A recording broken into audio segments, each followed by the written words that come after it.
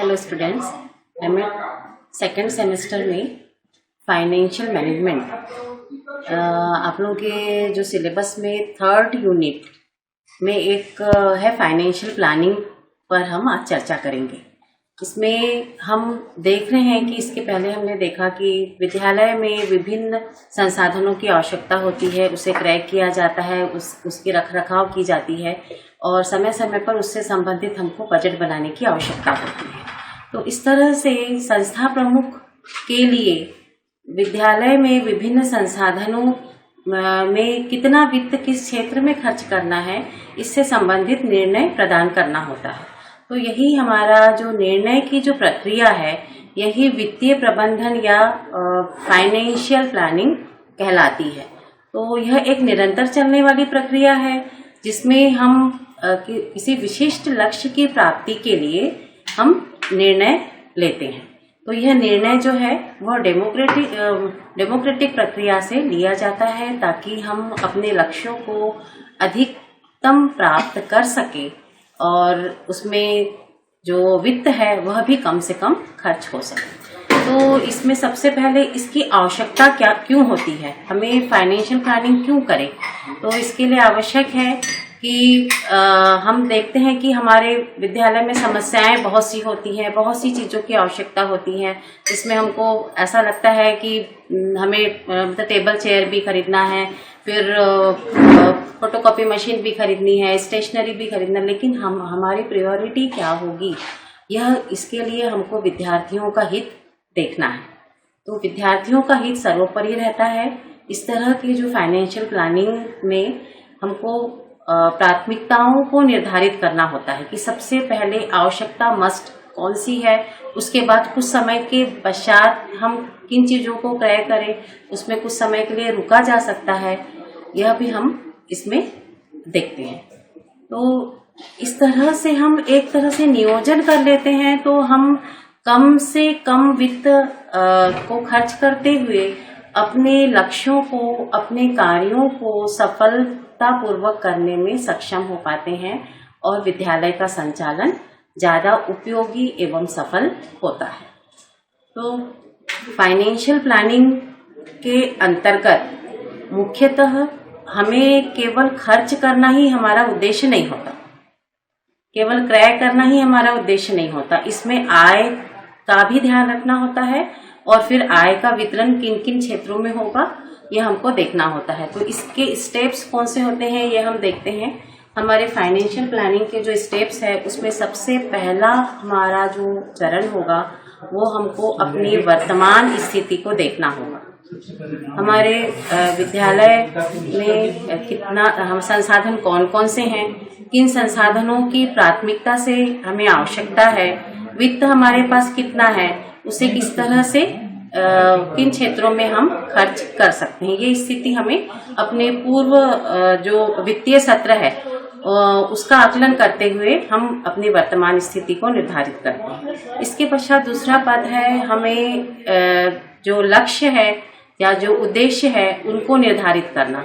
हम किन क्षेत्र में निवेश करना चाहते हैं, उन क्षेत्रों में प्राथमिकताओं को निर्धारित करते हैं कि सबसे पहले हमें जो मतलब शॉर्ट टर्म हमारे गोल्स कौन से हैं, लॉन्ग टर्म या मिड टर्म्स गोल्स कौन से हैं, उसको हम निर्धारित करते हैं। तो हमारे विद्यालय संसाधन के अंतर्गत शॉर्ट टर्म्स जो संसाधन होते हैं उससे संबंधित लक्ष्य अधिक बनाए जाते हैं और जो लॉन्ग टर्म जो लक्ष्य होते हैं वह कुछ ही बनाए जाते हैं जिसमें कि परिवर्तन संभव हो पाता है। इसके साथ साथ हमें कुछ अपरिहार्य कार्यों से या फिर कुछ आकस्मिक कार्यों के लिए खर्च करने के लिए निधि भी रखनी होती है। इस तरह से हम देखते हैं कि जो हमारा जो वित्तीय नियोजन है उसमें उपलब्ध संसाधनों की स्थिति को देखना, उपलब्ध वित्त को देखना और फिर किस क्षेत्र में हमें प्राथमिकता के आधार पर खर्च करना है यह हम इसमें निर्धारित कर लेते हैं। उसके पश्चात हम किस क्षेत्र में किस प्रकार से निवेश करेंगे, उसका तरीका क्या होगा, वह भी हम नियोजन के अंतर्गत निर्धारित करते हैं।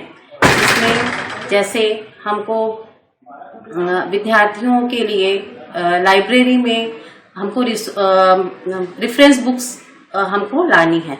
तो किन किन विषयों की रेफरेंस बुक को हम ज़्यादा प्रिफर करेंगे, कौन से प्रकाशन की बुक्स को हम देखेंगे जो हमारे विद्यार्थियों के स्तर की होगी, उनके पाठ्यक्रम से संबंधित होगी और फिर हम उसमें उनके लिए उपयोगी होगी।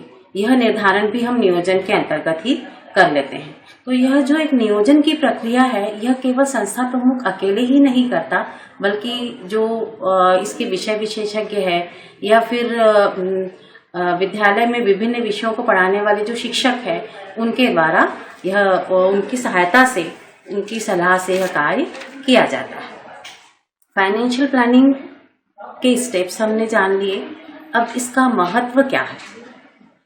यदि हम नियोजन करते हैं तो हमें क्या लाभ होगा? यदि हम अपने किसी भी कार्य को करने से पहले उस थोड़ा सा चिंतन कर ले, थोड़ा सा मनन कर ले, थोड़ा सा उसके बारे में प्लानिंग कर ले, तो वो कार्य हम आसानी से कर पाते हैं, उनके लक्ष्यों को हम अधिकतम प्राप्त कर पाते हैं। साथ ही उनमें होने वाली त्रुटियां कम होगी, उसमें जो हानि है वह कम होगी। आकस्मिक समस्या जो हमारे सामने आती है उसका हम सामना कर पाएंगे। इसीलिए फाइनेंशियल प्लानिंग करना आवश्यक होता है।